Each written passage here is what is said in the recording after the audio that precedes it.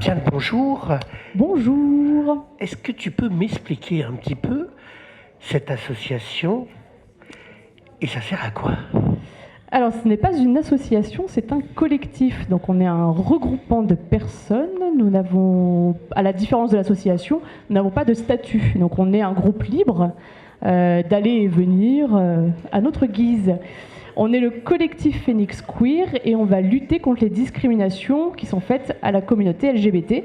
Et on va essayer de faire un réseau sur Dieppe pour que les personnes puissent venir nous voir, discuter, comprendre, s'informer et avancer tout simplement dans un monde plein d'amour.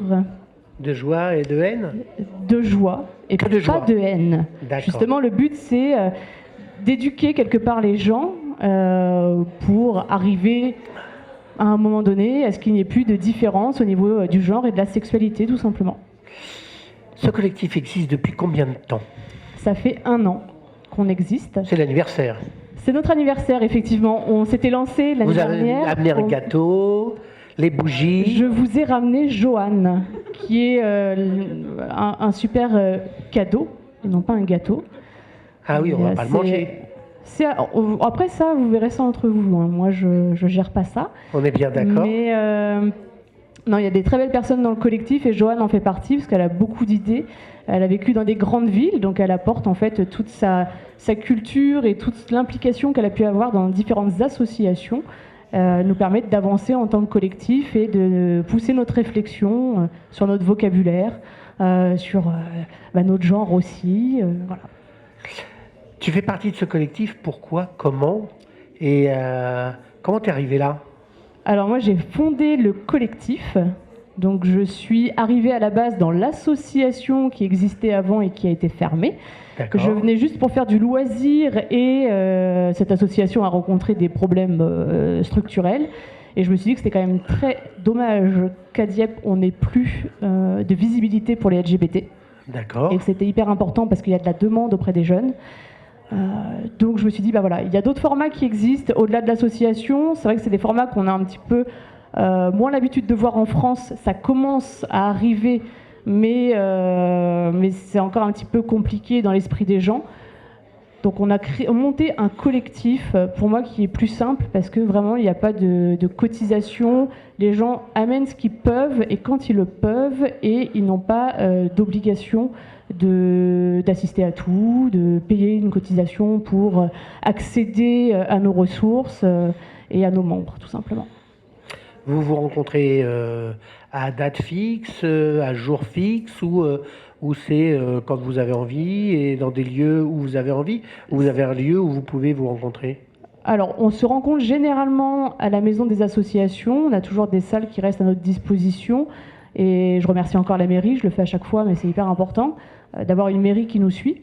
Oui. Et on essaye en fait de se rencontrer quand même au moins 1 fois par mois. Et après, comme je vous ai dit, vient qui a envie de venir et apporte ce qu'il a envie de venir. S'il vous manque par exemple quelque chose, imaginons, vous trouvez qu'il n'y a pas assez de cinéma, vous aimez le ciné, et vous dites c'est un peu chiant dans ce collectif, il n'y a pas cette activité-là, et ben vous pouvez venir et proposer d'organiser une soirée ciné. Et ça nous va. Voilà. Joanne, qui a beaucoup de choses à me dire. Ça fait combien de temps que vous êtes à Dieppe? Moi, ça fait 18 mois que je suis à Dieppe. Pourquoi Dieppe? Ville d'art et d'histoire? Ouais, voilà, c'est ça. Non, moi, je voulais une ville de gauche, une ville sur la côte. Il ne faut pas que ça change de mairie, alors. Sinon, t'es mal. Et voilà, je me suis rapproché, enfin, je suis d'origine britannique, donc je me rapproche un peu plus de mon pays de naissance. D'accord.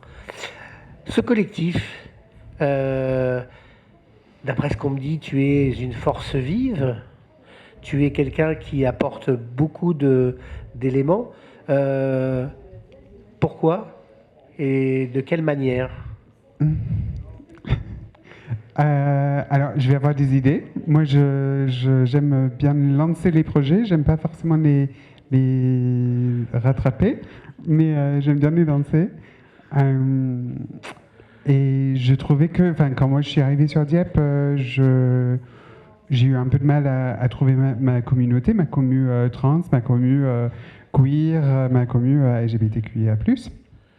Et du coup, dès que j'ai su que l'association God Save the Queer, qui est devenue le collectif, existait, ben, voilà, j'ai voulu faire partie de ce collectif. Et comme c'est la première fois depuis 20 ans que j'habite quand même dans une petite ville, plus petite que les autres, enfin, que celle où j'ai vécu autrement, c'est encore plus important pour moi qu'on se connaisse, qu'on s'entraide, qu'on se serre les coudes et qu'on progresse tous ensemble. Quel projet tu as lancé en l'air et qu'ils ont attrapé et que vous avez développé? Oui. Lequel? Oui, celui-ci. Celui-ci, moi j'avais été à une table ronde à la mairie il y a quelques mois et j'en suis sorti avec plusieurs idées et après j'étais distraite par autre chose et du coup l'idée d'avoir ce stand et de faire cette intervention en faisait partie des 10 idées que j'avais eues. Voilà. Toi, tu attrapes les idées, tu fais les idées. Alors, une question qui me taraude, moi, en tant que personnage qui rencontre plein de gens. Comment vous faites, en tant que communauté, pour partager avec d'autres vos envies, vos désirs, vos délires? Comment vous partagez avec les autres? Parce que moi, le mot communauté, j'ai un peu de mal, en fait, intellectuellement, parce que moi, je suis sur du lien social, je suis dans du partage d'expériences.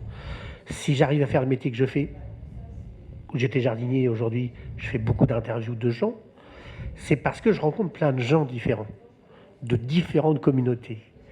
Et je pense qu'aujourd'hui, dans le monde où on est, de faire des communautés permet de créer des différences, des fois des méchancetés vis-à-vis d'une ou d'autres communautés.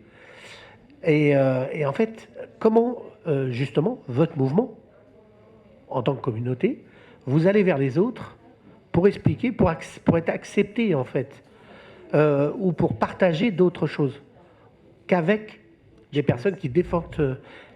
Ah oui, non, mais l'une ou l'autre, moi ça me gêne pas en fait. C'est vraiment une discussion. C'est que par exemple, quand je suis avec la communauté musulmane ou la communauté serbo-croate ou voilà, je leur demande toujours cette question où, à quel moment vous allez vers les autres pour partager, parce qu'on vit ensemble en fait.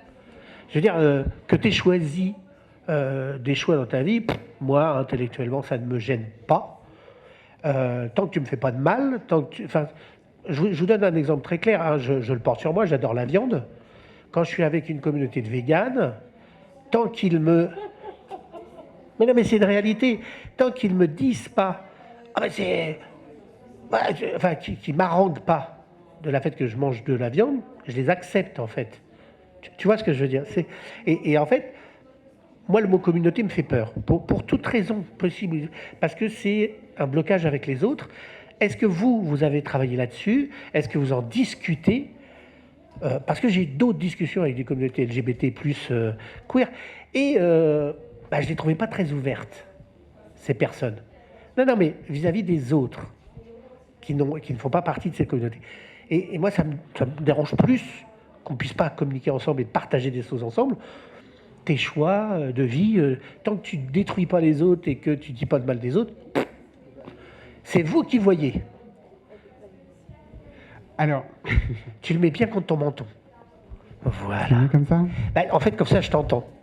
Ok. C'est mieux quand on discute avec quelqu'un. Oui. Donc, pour moi, on parle avec les autres tous les jours. Hein. En fait, comme vous dites, on vit en communauté, on vit. Genre, quand moi je vais acheter mon pain, c'est pas le genre ou la sexualité de la personne qui me vend mon pain qui m'intéresse. C'est pas ça. Et c'est souvent, en fait, pour moi, c'est souvent les gens qui font partie de la majorité. Donc ici à Dieppe, on va dire le Diepois, les personnes blanches, les personnes cisgenres, enfin, hétérosexuelles, etc., qui disent « Oh là là, non mais les communautés, c'est pas bien ». Les communautés sont importantes pour nous de se retrouver entre nous et ne pas avoir à nous expliquer ou à faire de l'éducation aux autres. Ok. Donc, voilà. Vous battez passe pas, le micro. on a le temps. Moi, je vais rejoindre en fait Joanne sur effectivement l'importance de la communauté. Après, il faut revoir un petit peu l'histoire de la communauté LGBT. C'est qu'à un moment donné, on a été quand même stigmatisé. Donc, l'importance de se regrouper et de se retrouver entre nous, c'était de pouvoir justement avancer et de voir dans quelle lutte on allait s'engager. Donc, le mot est resté. Et il reste aussi important encore aujourd'hui parce que tout n'est pas acté. On n'a pas tous les droits. Il y a encore des choses qui sont à faire. Là, par exemple, on a cette semaine l'IVG qui est rentré dans la Constitution. C'est formidable. Terminologie utilisée, la femme.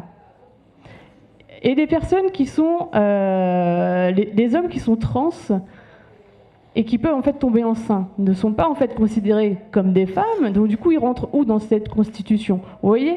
Donc les combats sont encore à venir. Donc on a besoin de se retrouver entre nous pour continuer à avancer sur ces sujets-là, qui peuvent intéresser des gens qui sont ouverts d'esprit, comme vous le dites, vous ne mettez pas de barrière, vous venez à la rencontre des gens. Malheureusement, tout le monde n'est pas comme ça aujourd'hui.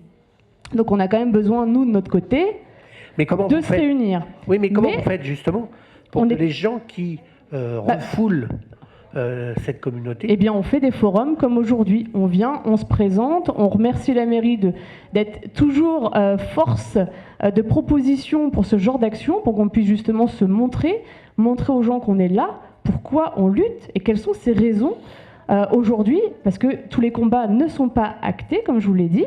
Donc du coup, c'est de leur ouvrir en fait cette porte sur eux, ils ont leur petit monde, et c'est ok, ça me va.